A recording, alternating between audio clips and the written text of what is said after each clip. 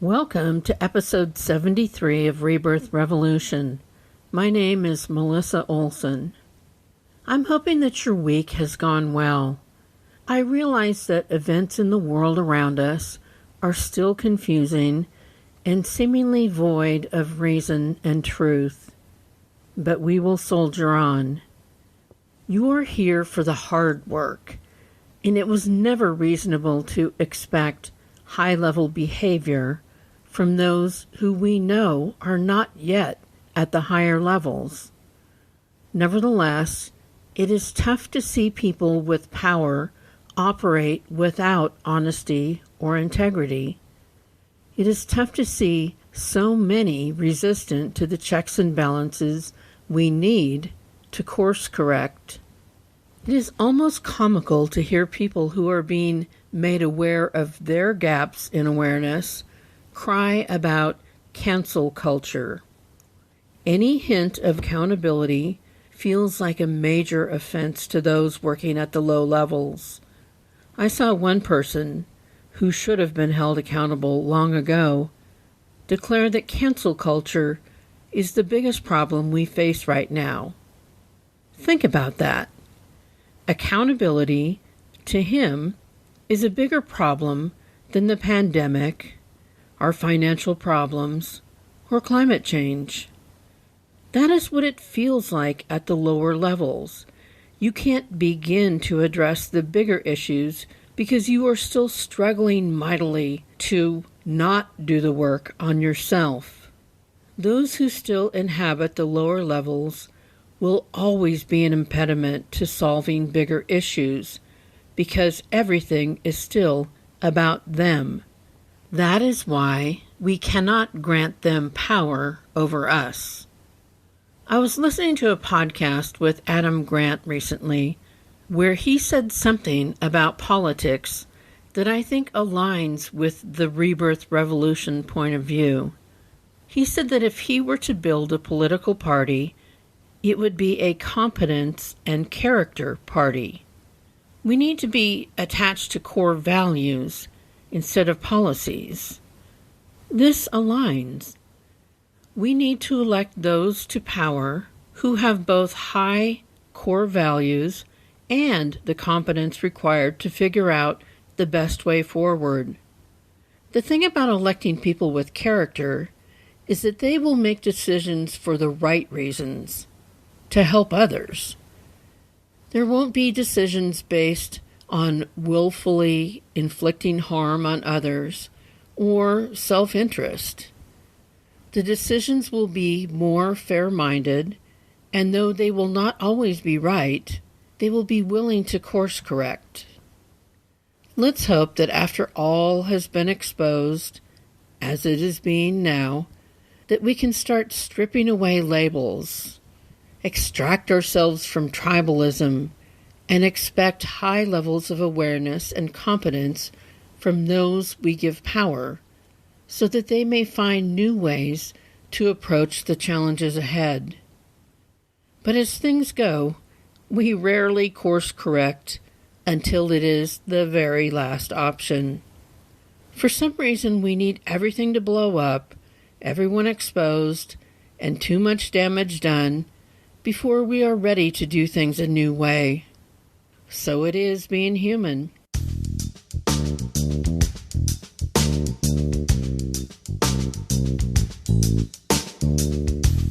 This week, we're going to delve into a couple of the resolutions we made for 2021.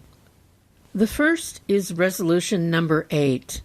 Cultivate the ability to give yourself what you wish others had given you. The human experience is all about resolving the things that have happened to us and the things that we have done. We hold in our hearts and minds some sort of image of wholeness that we want to achieve.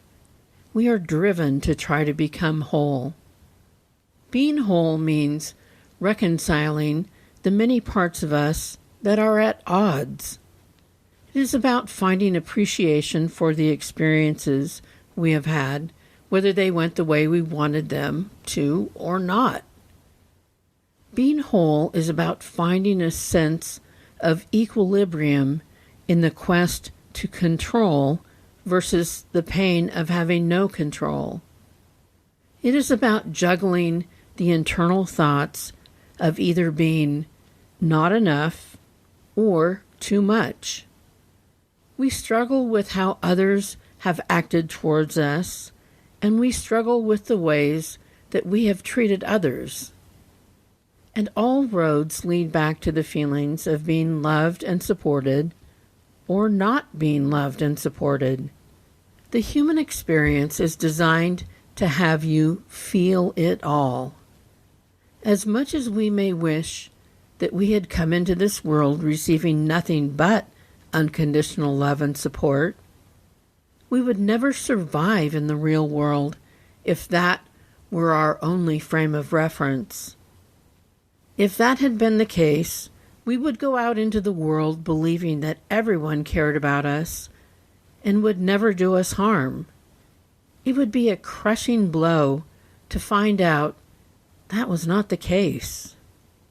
No one can afford to operate in that manner because we will always have to operate in a world that is made up of people from all different levels of spiritual awareness.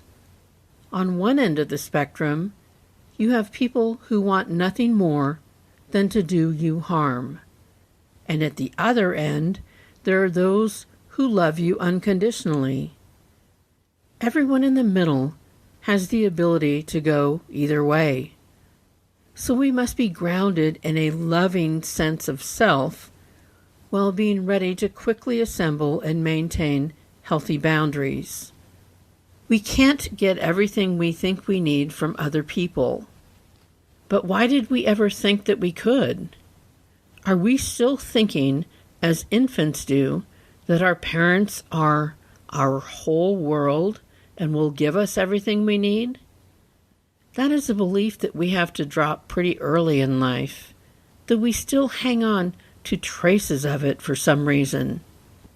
The understanding we gain after infancy is that we can't get everything we need from those around us.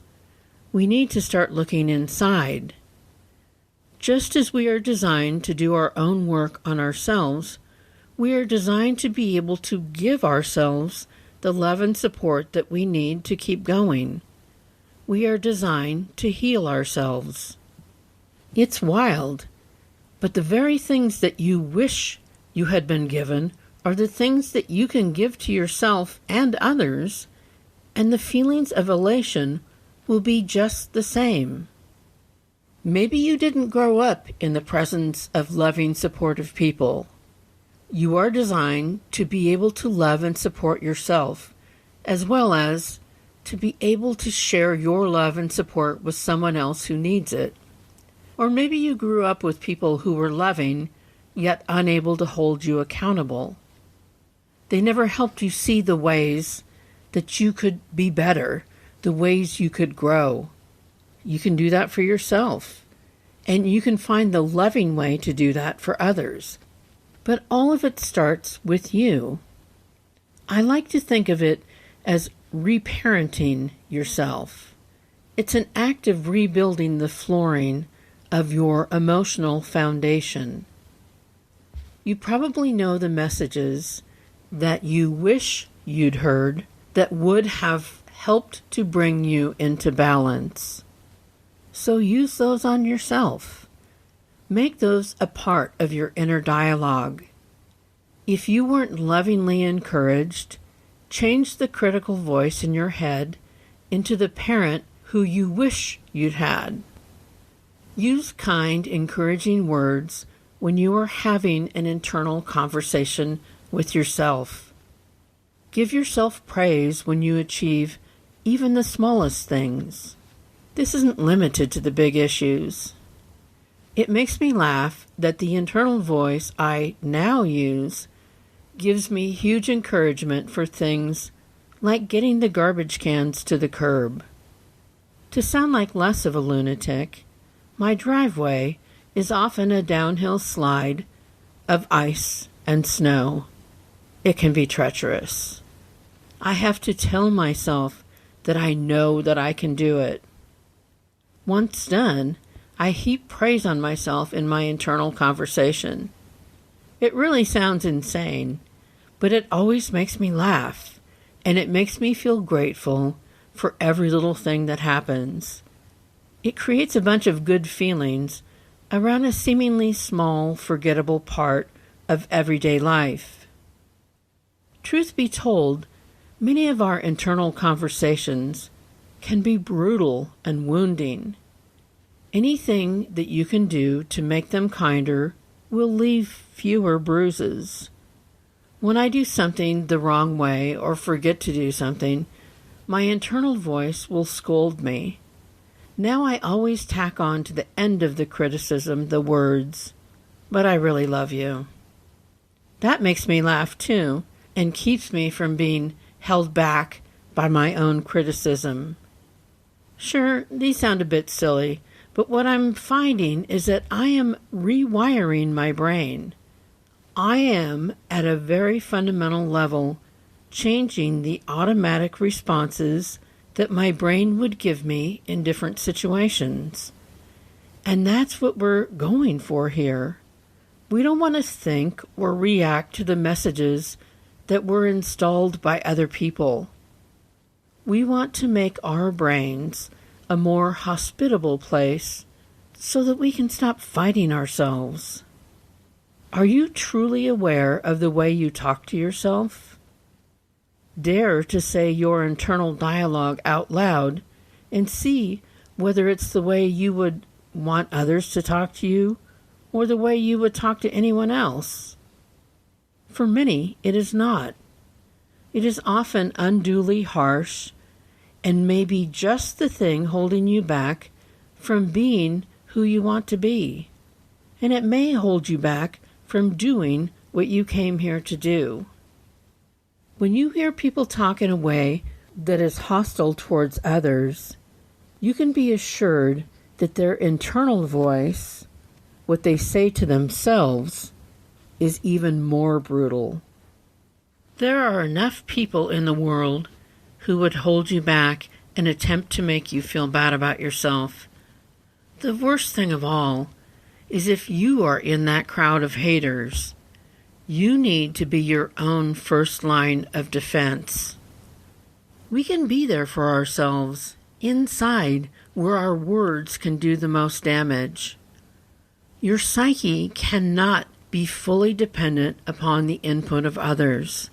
You need to look out for yourself.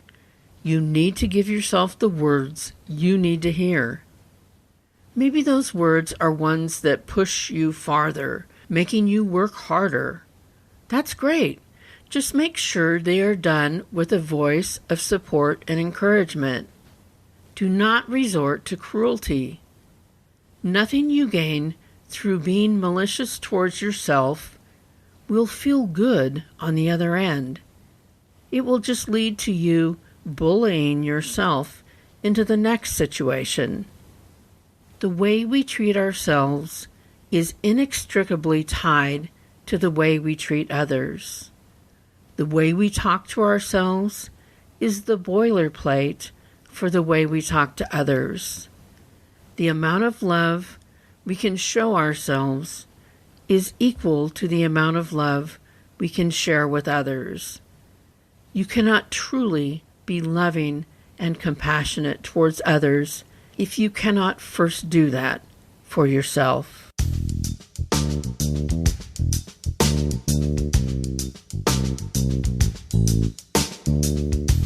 Resolution number 9 is as follows. This is the year to get real about what you honestly want and what you are realistically willing to do to get it. We have talked about the compare and contrast world we live in. It shows us all the different ways that people are being fabulous. Of course, not everything in their lives is fabulous, but they do excel in one or two areas. It's not that they couldn't be fabulous in every way.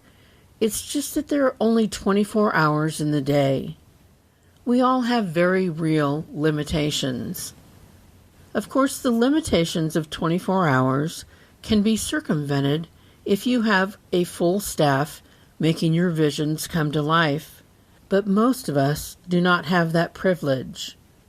This reminds me of a story Regis Philbin once told of mistakenly showing up for a party at Martha Stewart's on the day before the party was to be held. There was a huge crew of people who were scurrying about doing all the work of putting together the party for the next day. But when you see anything that Martha does, it always appears that she, alone, did the fabulous thing. This is one of the traps of the compare and contrast world we live in. We think we need to live up to Martha, when Martha can't even live up to Martha. She needs scads of people to pull it off. It's not exactly a fair comparison. So within the limitations of your hours of availability, what matters the very most to you?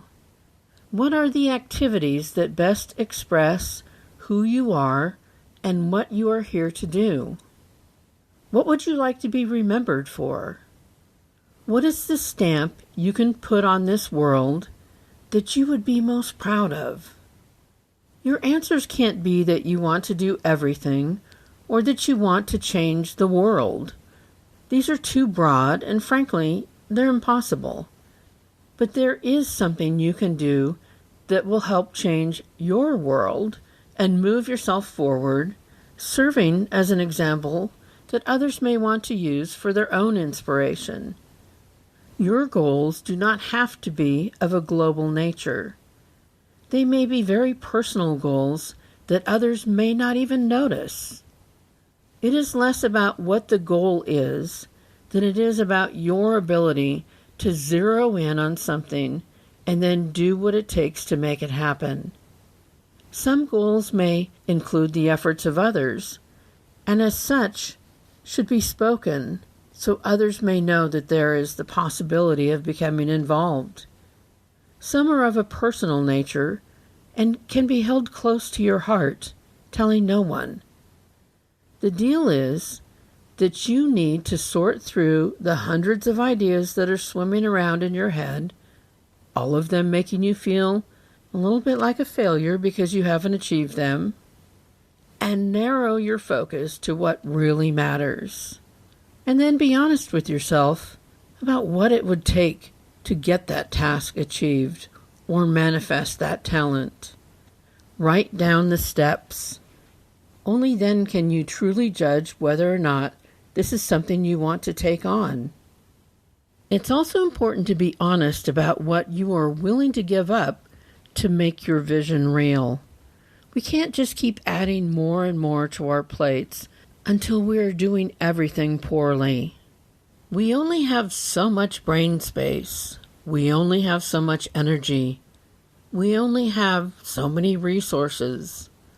It's time to clear away the things that don't matter and invest all of what you have into what does matter.